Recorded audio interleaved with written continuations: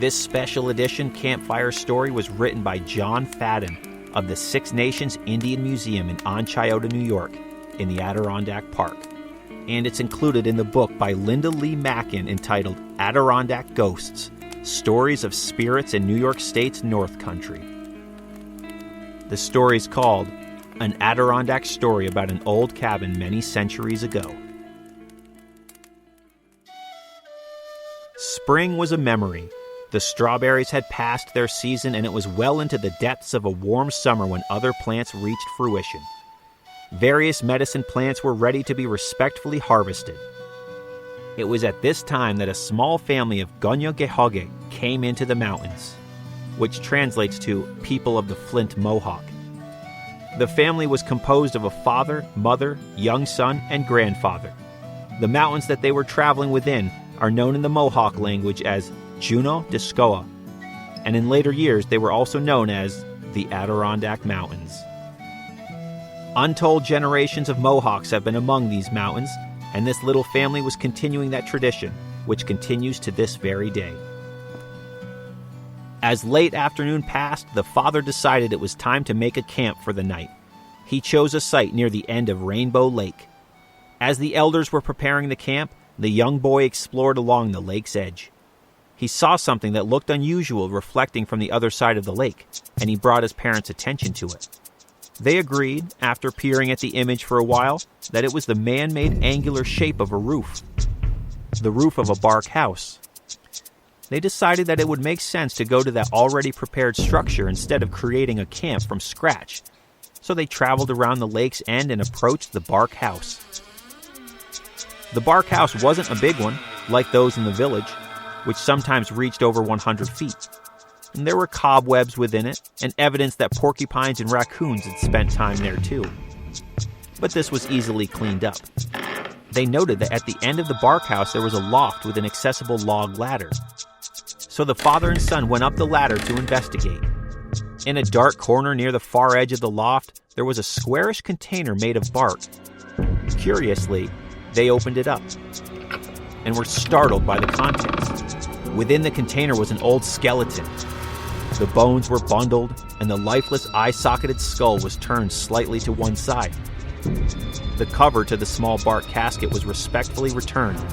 Then the two descended the ladder, informing the others of the discovery. It was decided to simply leave it alone. The bones had been there for many years. So the family continued to prepare for their evening without further thought of the loft's bundle. It was decided that the grandfather would sleep on the bunk on one side of the cabin, and the mother, father, and young boy would sleep on the bunk on the opposite side. Between them was the fire pit, and as the fire dwindled, the young boy was instantly asleep. The elders were soon to follow into sleep as the dying fire's shadow lengthened.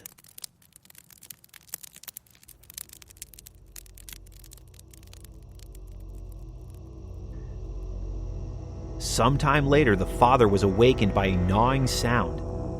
He thought immediately of the evidence of porcupine and assumed that's what it was. However, it sounded a little different. He reached up from his bunk and placed another piece of wood on the dying embers within the fire pit. Soon the flames ignited the dry wood, casting light into the cabin's interior. The father looked about the cabin. Then he looked across the fire to the grandfather, and the sight struck shivering fear in his heart. The old man was dead, and upon the lower part of his legs sat a skeleton. The movements of the skeleton were swift, and the eye sockets were not empty, for within them glowed fierce red embers. The teeth and chin were covered in stains of fresh blood. It had been consuming the corpse of the old man, starting at his feet. Occasionally, the bloody skull would turn quickly to look with ember eyes across the fire to the bunk where the rest of the family was. The father felt that this quick glance was directed towards the next items on the skeleton's menu, the family. Quietly, the father woke the mother and the young boy. They too saw the skeleton, and a plan was hastily devised. When the fire went down again, the father added another piece of wood to it, and as the light increased, the young boy got out of the bunk and said, "Father, I'm thirsty. I'm going down to the lake to get a drink." As he cautiously walked toward the door, he added, "I'll be right back." The skeleton watched the boy's movements until he left the bark house, but did not leave its perch on the old man's body. The skeleton then returned to its feast, and by this time, the old man's legs were gone, and it was beginning to consume the upper torso. Again, the fire darkened to embers and the father added more wood, resulting in more light. The old man's body was eaten almost to mid-chest now. This time, the mother got up and said, "Husband, that boy is taking too long." She added, "I'm thirsty too. I'll get a drink and find out what's keeping him." Again, the skeleton watched as the woman left, and it continued its gruesome meal. The darkened barkhouse was again bathed in light from the added wood to the embers in the fire pit. And the father looked across the fire and saw that there wasn't much left to the grandfather. Only his shoulders and head remained as the skeleton continued to eat ravenously. "I'm going to check on those two, grandfather," said the father toward the opposite bunk. "They're taking much too long. I'll be right back with them."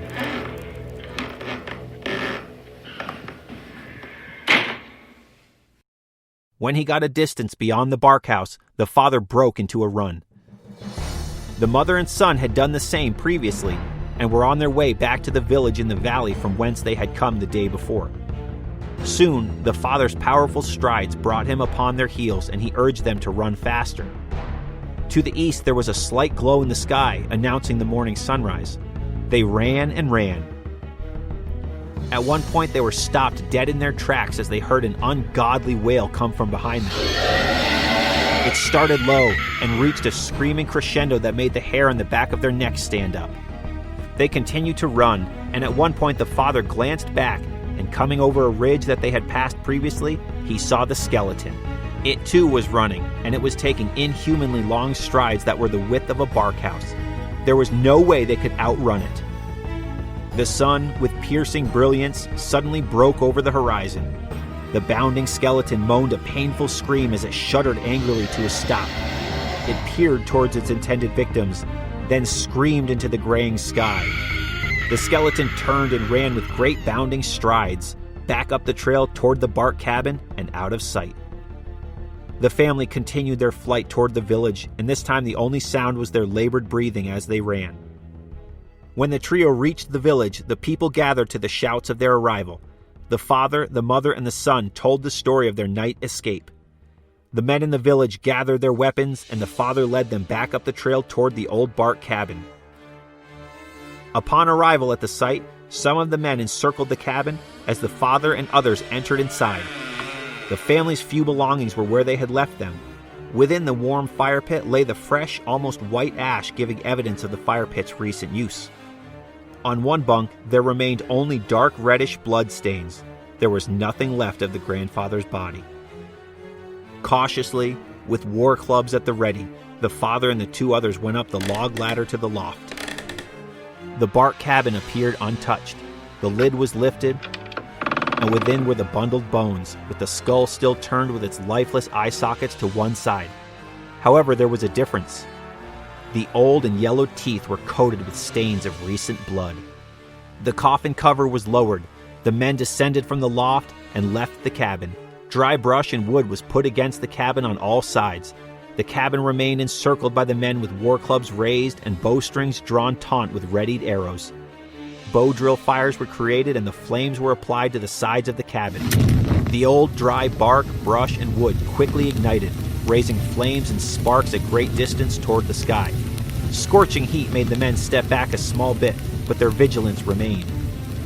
With a sudden whooshing pop, an explosion occurred within the burning house.